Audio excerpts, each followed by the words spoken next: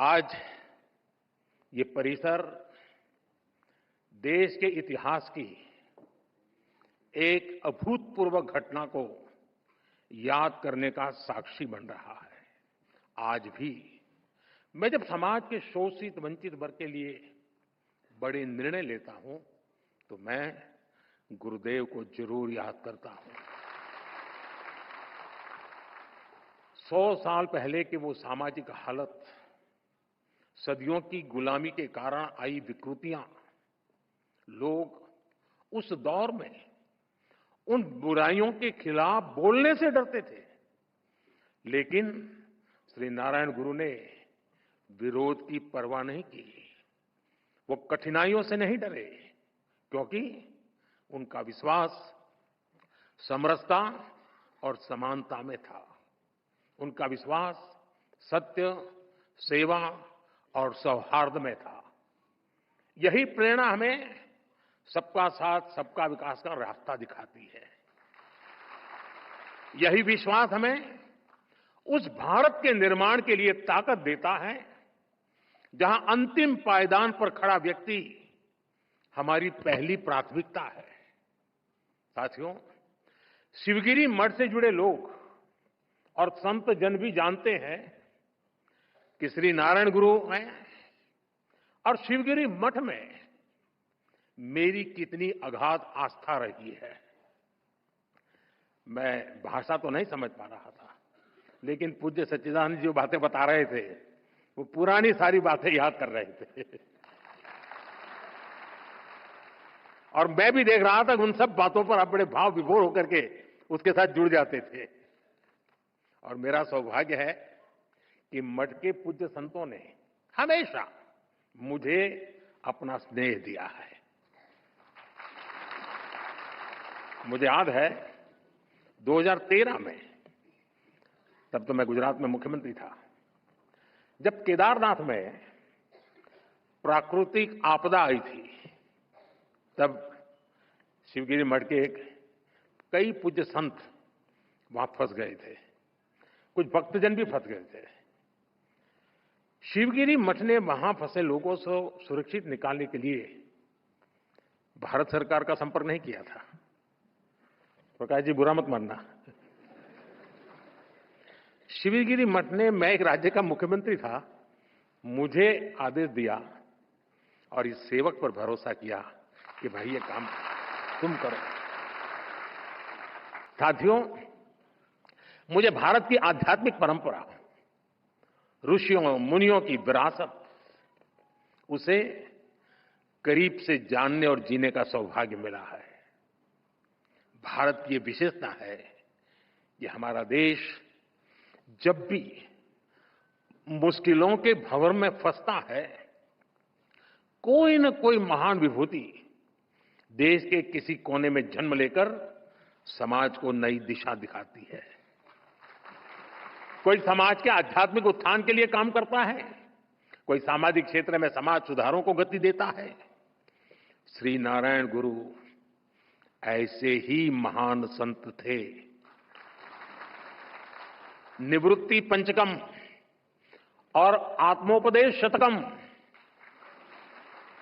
जैसी उनकी रचनाएं ये अद्वैत और अध्यात्म के किसी भी स्टूडेंट के लिए गाइड की तरह हैं। साथियों, योग और वेदांत, साधना और मुक्ति नारायण गुरु के मुख्य विषय थे, लेकिन वो जानते थे कि कुरीतियों में फंसे समाज का आध्यात्मिक उत्थान उसके सामाजिक उत्थान से ही संभव होगा।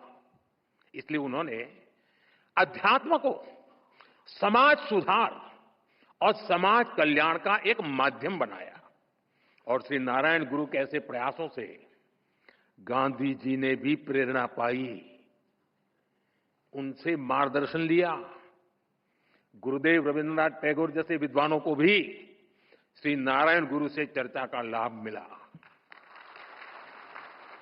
साथियों, एक बार किसी ने श्री नारायण गुरु की आत्मोपदेश शतकम रमन महर्षि जी को सुनाई थी।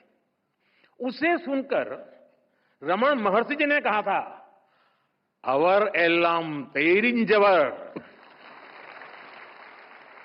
यानी वो सब कुछ जानते हैं। तो दोस्तों नमस्कार। अभी आप लोग सुन पा रहे हैं नरेंद्र मोदी जी का बड़ा बयान। दोस्तों आज नरेंद्र मोदी जी ने परिसर में आज उन्होंने कई बड़े भाषण दिए हैं, ऐलान किया है गरीबों को, युवाओं के लिए, उनको लेकर बहुत अच्छी बात कही है। साथ में उन्होंने ये भी कही है कि किसानों के लिए कि किसानों की 20वीं किस्त का इंस्टॉलमेंट की डेट आ चुकी है। अब बता दें कि दोस्तों कि किसानों को जो 20वीं किस्त किसान सम्मान निधि की मिलने वाली थी 2000 रुपये की, तो कब तक मिलने वाली है। तो वीडियो को शेयर लाइक ज़रूर कीजिएगा और सब्सक्राइब जरूर कर लीजिएगा, क्योंकि जो भी ऐसी वीडियो डालें तो नोटिफिकेशन सबसे पहले आपके पास पहुंचे और आप वीडियो देख पाएँ। तो दोस्तों आज उन्होंने किसानों को लेकर जो किसान सम्मान निधि की 20वीं किस्त है, तो दोस्तों बता दें आपको कि इसी महीने की 29 तारीख तक आपको पहुंचने की संभावना है। हालांकि इसमें भी कोई अभी अपडेट नहीं आया है। ऐसे कई वीडियो चल रही हैं परंतु अभी अपडेट नहीं आया। जैसे भी अपडेट आएगा तो किसान सम्मान निधि की किस्त कब डलने वाली है, डेट को लेकर क्या ऐलान हुआ है, तो हमारे चैनल के माध्यम से आप सभी सब्सक्राइबर भाइयों को बता दिया जाएगा। अभी फ़िलहाल पर उसके लिए कोई डेट नहीं आई है। पहले उनका भाषण सुन लेते कि और उन्होंने किन किन बातों को लेकर उन्होंने बात कही है, फिर आगे आपसे मिलते हैं दोस्तों। लेकिन आप 10-11 साल पहले की हालत को याद करिए। आजादी के इतने दशक बाद भी करोड़ों देशवासी कैसा जीवन जीने को मजबूर थे। करोड़ों परिवारों के सिर पर छत तक नहीं थी। लाखों गांवों में पीने का साफ पानी नहीं था। छोटी छोटी बीमारी में भी इलाज कराने का विकल्प नहीं। गंभीर बीमारी हो जाए तो जीवन बचाने का कोई रास्ता नहीं। करोड़ों गरीब, दलित, आदिवासी महिलाएं मूलभूत मानवीय गरिमा से वंचित थे। और ये करोड़ों लोग इतनी पीढ़ियों से इन कठिनाइयों में जीते चले आ रहे थे कि उनके मन में बेहतर जिंदगी की उम्मीद तक मर चुकी थी। जब देश की इतनी बड़ी आबादी ऐसी पीड़ा और निराशा में थी, तब देश कैसे प्रगति कर सकता था। और इसलिए हमने सबसे पहले संवेदनशीलता को सरकार की सोच में ढाला। हमने सेवा को संकल्प बनाया। इसी का परिणाम है कि हम पीएम आवास योजना के तहत करोड़ों गरीब, दलित, पीड़ित, शोषित, वंचित परिवारों को पक्के घर दे पाए। हमारा लक्ष्य हर गरीब को उसका पक्का घर देने का है। और ये घर केवल ईंट सीमेंट का ढांचा नहीं होता, उसमें घर की संकल्पना साकार होती है, तमाम जरूरी सुविधाएं होती है। हम 4 दीवारों वाली इमारत नहीं देते, हम सपनों को संकल्प में बदलने वाला घर देते हैं। इसलिए पीएम आवास योजना के घरों में गैस, बिजली, शौचालय जैसी हर सुविधा सुनिश्चित की जा रही है। जल जीवन मिशन के तहत हर घर तक पानी पहुंचाया जा रहा है। ऐसे आदिवासी इलाकों में जहां कभी सरकार पहुंची ही नहीं, आज वहां विकास की गारंटी पहुंच रही है। आदिवासियों में, उसमें भी जो अति पिछड़े आदिवासी हैं, हम उनके लिए पीएम जनमन योजना शुरू की है। उससे आज कितने ही इलाकों की तस्वीर बदल रही है। इसका परिणाम यह है कि समाज में अंतिम पायदान पर खड़े व्यक्ति में भी नई उम्मीद जगी है। वो न केवल अपना जीवन बदल रहा है, बल्कि वो राष्ट्र निर्माण में भी अपनी मजबूत भूमिका देख रहा है। साथियों, श्री नारायण गुरु ने हमेशा महिला सशक्तिकरण पर जोर दिया था। हमारी सरकार भी वुमेन लेड डेवलपमेंट के मंत्र के साथ आगे बढ़ रही है। हमारे देश में आजादी के इतने साल बाद भी ऐसे कई क्षेत्र थे जिनमें महिलाओं की एंट्री ही बैन थी। हमने इन प्रतिबंधों को हटाया। नए नए क्षेत्रों में महिलाओं को अधिकार मिले। आज स्पोर्ट्स से लेकर स्पेस तक हर फील्ड में बेटियां देश का नाम रोशन कर रही है। आज समाज का हर वर्ग, हर तबका एक आत्मविश्वास के साथ विकसित भारत के सपने को उसमें अपना योगदान दे रहा है। स्वच्छ भारत मिशन पर्यावरण से जुड़े अभियान, अमृत सरोवर का निर्माण, मिलेट्स को लेकर जागरूकता जैसे अभियान, हम जन भागीदारी की भावना से आगे बढ़ रहे हैं। 140 करोड़ देशवासियों की ताकत से आगे बढ़ रहे हैं। साथियों, श्री नारायण गुरु कहते थे, विद्या कौन प्रबुद्धर आऊका, संगठना कौन शक्तर आऊका, प्रयत्नम कौन संपन्नार आऊका। यानी enlightenment through education, strength through organisation, prosperity through industry. उन्होंने खुद भी इस विजन को साकार करने के लिए महत्वपूर्ण संस्थाओं की नींव रखी थी। शिवगिरी में ही गुरुजी ने शारदा मठ की स्थापना की थी।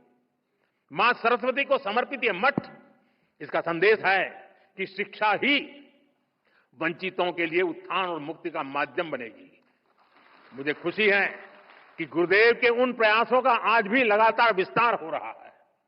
देश के कितने ही शहरों में गुरुदेव सेंटर्स और श्री नारायण कल्चरल मिशन मानव हित में काम कर रहे हैं।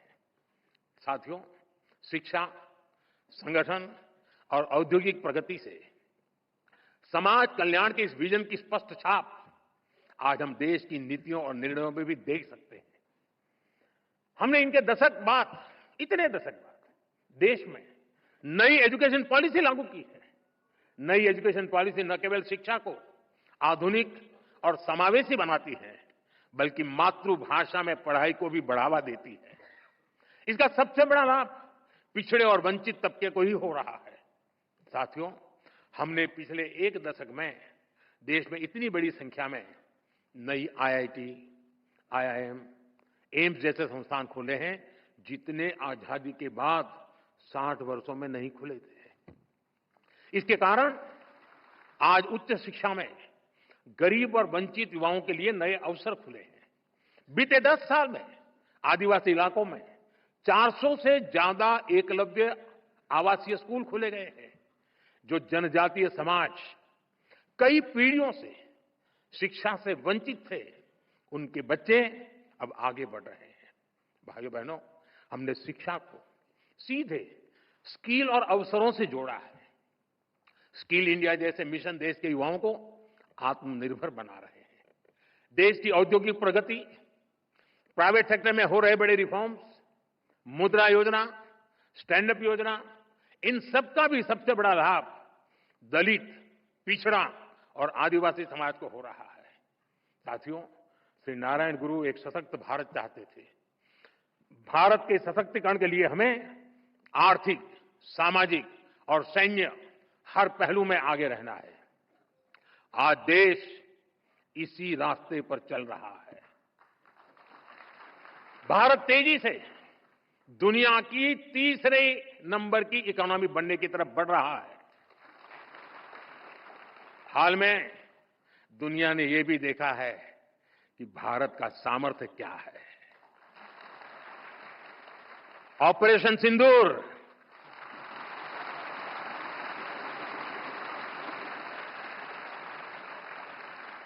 ऑपरेशन सिंदूर आतंकवाद के खिलाफ भारत की कठोर नीति को दुनिया के सामने एकदम स्पष्ट कर दिया है।